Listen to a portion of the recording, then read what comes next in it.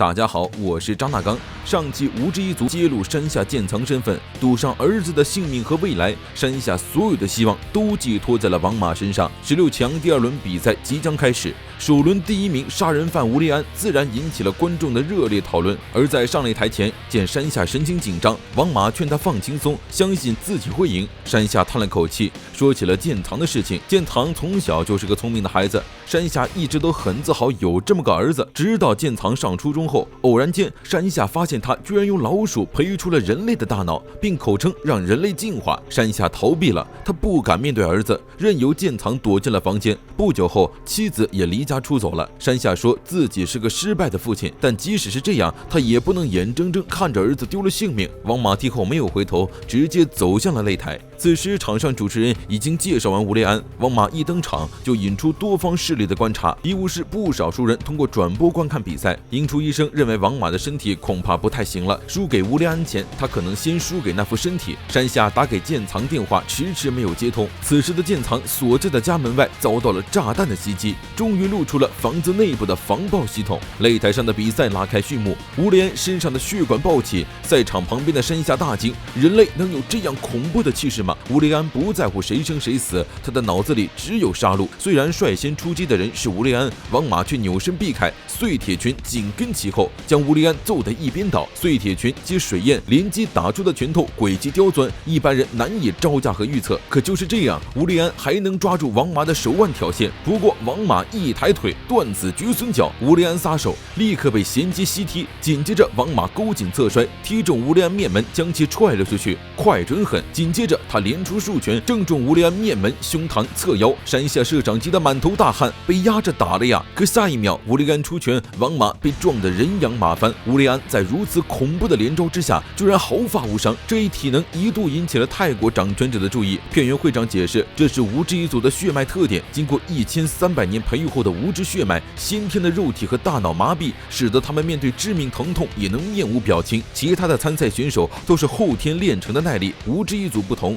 他们像是一个活着的武器。此时赛场上的吴立安还在挑衅，二虎流入不了他的眼，他让王马用玉戒和他打。王马给出的回答只有二虎流的反击。遗憾的是，王马并不精通所有招式，很快就被吴立安拽住头发殴打，甚至多次提着脑袋朝地面猛砸。加纳厄叹气，吴立安甚至没有用出无知一族的招式，单凭体力就蹂躏了王马。王马被踩着脑袋，而吴立安则笑眯眯地说，这就是两人之间的差距，什么二虎流根本毫无作用。被再次打飞的王马想起了山下鞠躬的样子，在玉阶的死亡和赢下比赛中，他选择了后者，只要能赢，死不足惜。砰通，心脏剧烈收缩，王马身上爆出了一层血雾，他的血管乍现，拳头瞬间出现在吴立安眼前，速度提升2倍有余，没有什么招式流派，王马拳拳到肉，宛如野兽一般的打法。台上的童声苦苦等待这一刻的到来，当初他就是被王马这招揍得一见钟情。吴立安落了下风，他立刻使用了无知一族的秘籍解放，身体肿胀变色，像是爬出地狱的恶魔。反观王马，他连眼白都变成了红色，竟和无知一族的眼睛有些相似。你也不做人了吗，王弟哦！一个御界，一个解放，两人的大战一触即发，拳脚相交之间，他们周身甚至产生了阵阵旋风。即使是这样惊人的速度，山下居然还能看清两人的动作。引出医生告诉山下，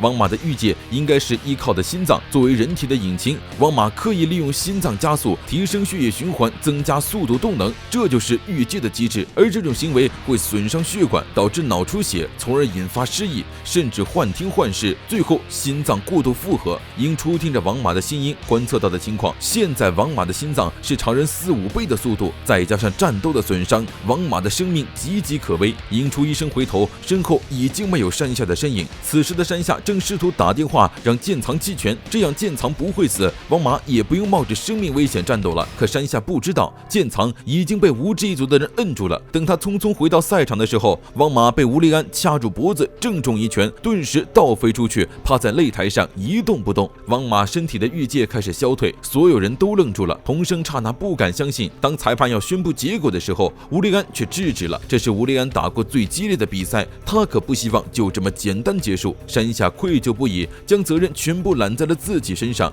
认为王马会出事是为了他打比赛才造成。倒地的王马恍然间看见了二虎，按营初医生的话说，这个二虎应该就是王马大脑出现的幻觉。二虎吐槽徒弟不长记性，放着最强的流派不用，却非要用那要命的玉戒。王马反驳二虎，自己都输给了别人，怎么证明二虎流是最强？二虎却告诉他，二虎流学的何止是流派，还有王马自己的武魂，将生命经历的一切融进招式中，这是属于王马的武魂，要用他自己的武魂去战斗。随着二虎的消失，出现在王马面前的却是山下。山下对王马一直都很感激，是王马让他见识到了全院的世界，在平淡的生活中领略了属于男人的魅力。也不知道这番话起了多少作用。总之，王马硬扛着伤站了起来，吴烈安立刻迈开腿冲向了王马。这时王马放弃了御剑，再次使用二虎流的招数金刚型碎铁，是敌人主动进攻时反击才能造成最大伤害。二虎曾告诫王马，反击不打连招属实可惜。王马吸取教训，拽住吴烈安的手，冲着面门又是一击碎铁拳。王马翻身回勾吴烈安的颈项斩首，没想到雷安仅凭颈部力量就甩开了王马，并再次向王马冲了过来。王马低伏出前，碎铁击中吴烈安鼻骨，紧接着他单抱吴烈安的脚，扭身利用天水形直接锁住了吴烈安的行动。虽然吴烈安睁开了，但他却也吃惊，这几招王马之前可没用过。不过这是结合了王马武魂的二虎流，现在二虎流已经不归二虎管了，王马才是唯一的继承人，属于王马自身的二虎流诞生了。随着吴烈安再次进攻，王马也相当凌厉地给出了反击。山下还在拼命替王马分析，吴烈安性格张狂，不会轻易放过王马，虽然解放了潜能，可不代表耐力增强。现在雷安遭到王马正面攻击，已经没有体能再维持解放了。山下的分析是对的，雷安奋起反击时，王马抓住机会，碎铁再次命中雷安颈项。此前每次颈部攻击，终于在这一刻引发联动反应了。雷安昏迷了 0.14 秒，就是这短短的 0.14 秒，让王马抓住了唯一的取胜机会。他将雷安摁在地上，重击面颈，最终裁判拽开了疯狂攻击的王马，在众人的期待中宣布胜者为食鬼蛇王马。山下庆幸还好没出大事，可担架抬上来后，王马费力地站了起来，说什么也不肯去医疗室。加纳厄和黑木玄斋都认出他是二虎的徒弟，洪生刹那却因为王马用了二虎的招数异常的不满，他推崇的是御界的王马，所以他才恨着改变了王马的二虎。这纠葛也是剪不断理还乱了。比赛结束后，山下找到了吴会利阳，先是为儿子做错事鞠躬道歉，可他绝不原谅用剑藏生命做赌注的无知一族。会利阳非常生气，让山下快爬，最好别得了便宜还卖乖，惹得他不高兴了，随时都可以毁约。山下非但不走，甚至鼓起勇气反驳，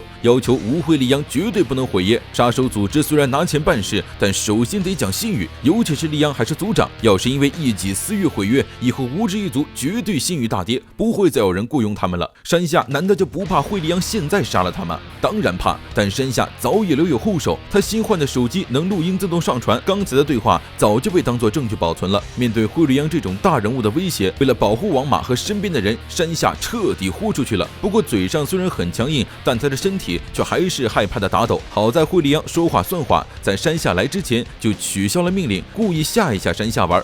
不过让他吃惊的是，山下在威胁他的瞬间，竟和片原会长有几分相似。此时逃过一劫的剑藏也从杀手口中得知，他能活下来是因为他的父亲山下一夫。这不孝子终于接起了亲爹的电话。时隔多年，父子俩又说上了话。山下对儿子道了歉，打算回家再谈。另一边，小峰也找到了王马，问他伤势如何。王马感慨，难得听见小峰说好话，反倒把小峰撩了个大红脸，芳心纵火犯了，属于是。随着王马的胜利，16强结束2轮，他并不知道，因为加鲁罗的桃花已经朝着他冲了过来。全院阿修罗第2季中，什么时候出第3季啊？